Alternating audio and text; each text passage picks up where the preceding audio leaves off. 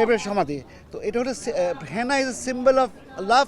আর বাপ্পার যে ট্র্যাজেডির যে কষ্টটা সেটা বহিঃপ্রকাশ হলো গিয়া আমি বিশ্বাস করি না। আমার সাথে শাবনাজের বিয়ে হয়েছে 94-এ, 5ই অক্টোবর আমার সাথে শাবনাজের বিয়ে হয়েছে, ঠিক আছে।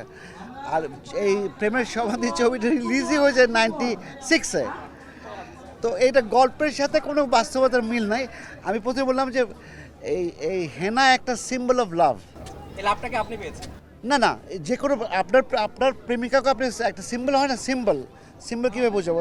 আপনার সাথে ঘটনা হতে পারতো, আপনি হয়তো বিদেশে গেছেন, আপনি হয়তো আপনার প্রেমিকাকে ঢাকায় রেখে গেছেন, হয়তো যেখানে গ্রামে গঞ্জে যেখানে, এই যে আমার বিয়ে হয়ে গেছে, এই প্রেমের সমাধি। তো এটা হলো Hena is a symbol of love. আর বাপ্পার যে ট্র্যাজেডির যে কষ্টটা সেটা বহিঃপ্রকাশ হলো গিয়া আমি বিশ্বাস করি না। উত্তরে অনেক বছর একসাথে থাকি, অনেক উত্তরে থাকি আমি, ওরাও থাকতো। তো আমাদের কয়েকজনের মধ্যে একটা হয় না, ওই বাসায় দাওয়াত হয়, ওই বাসায় দাওয়াত হয়, নাইম ভাই কেমন আছে, শাবনাজ ভাই আপা কেমন আছে, এ আঁকি কেমন আছো, এটা কিন্তু আমাদের অনেক বছর ধরে চলছে। তো যেহেতু আমরা টাঙ্গালে যাই, তো ওরা আমাকে বারবার বলেছে, শাবনাজকে বলেছে আমাদের নিয়ে গেলে না কখনো, নিয়ে গেলে না কখনো। লাস্ট 3 বছর ধরে তারা বলছিল, যা হচ্ছিল, সবাই শীতের মধ্যে যার যে প্রোগ্রাম থাকে সবাই ব্যস্ত থাকে। তো হঠাৎ করে বলে যাবো, তো চলো। তো সবাই রেডি করে আমরা গেলাম যখন, তখন আমার মেয়ে নামিরা, তখন যখন বাপ্পা আসলো আমরা গল্প করছিলাম, চা খাচ্ছিলাম, দেখবেন ভিডিওতে সবাই। আবার ওমর সানিও ছিল, সানি আবার ভিডিও করছিল পিছন দিক ছিল, কী করছি আমরা। তো সবাই জাস্ট নর্মাল, কোনো চিন্তা করে কোনো কিছু হয় নাই কিন্তু এটা। আমার মেয়ে তখন বাপ্পাকে বললো, বাপ্পাকে আমার একটা রিকোয়েস্ট রাখতে হবে। তো বাপ্পা বললো অবশ্যই, কি মা কী চাও তুমি, কী করতে হবে, কি রিকোয়েস্ট? তখন আমার নামিনা, আমার যে বড় মেয়ে, সে বললো আমি এই হেনার যে এটা ভাইরাল হচ্ছে, আমি একটু শ্যুট করতে চাই। ও শুটু কী করবা?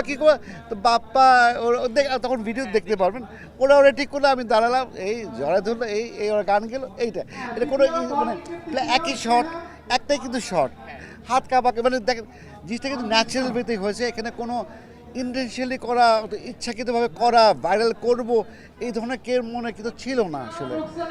ওই গল্পের মাঝখানে এটা হয়ে গেছে আসলে। ভাইরাল হয়েছে এতদিন, 1 মাস ধরে চলছিল। এটা total subject is belongs to Shabnaz and the Bappa, মানে এখানে ক্যারেক্টার বললাম হেনা অ্যান্ড বকুল। গল্পের কাহিনী, এটা পুরো ক্রেডিটটা হলো হেনা আর বকুলের উপর।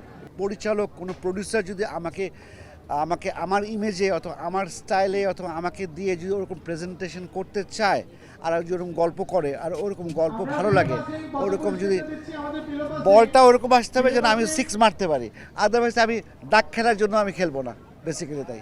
আমরা প্রতিটা জায়গায় এনিওয়্যার এনি স্ক্রল দেখি, তারপরে যাই দেখি সোশ্যাল মিডিয়াতে, সব নেগেটিভ জিনিসগুলো আসে। Why negative? আমাদের সময় একটা ফটোগ্রাফার যদি ছবি তুলতো, বেস্ট ছবিটা আমার দিবে, আমার দেখ, ওমর সানির দেখ, বাপ্পারাজের দেখ, সালমান শাহ দেখ, সবচেয়ে সুন্দর ছবিটা পত্রিকা আসতো 100টা ছবি তোলার পর। আর আজকে দেখছি আমি এই করছি, আরেকজন নায়িকা ওই করছে, ওইটা নিয়ে ইমেজ দিচ্ছে আর বলছে ভাইরাল। ইট ইজ নট, একদম বলবো এটা একদমই চিন্তা। এটা শুধু আর্টিস্টদের দায়িত্ব না, এটা মিডিয়া যারা জড়িত, ক্যামেরাম্যান, সাংবাদিক, পত্রিকা, অল দ্য চ্যানেলকে আমি বলবো প্লিজ পজিটিভ জিনিসটা তুলে ধরেন, নেগেটিভ আর দেখায়েন না। সিনেমা ভালো আমাদের বানাতে হবে, তাহলে তো দর্শক সিনেমা হলে আসবে। আমরা বানাবো না ভালো আর দর্শকরা বলবো আপনারা আসতেছেন না কেন, এটা আমি একদম বিলিভ করি না।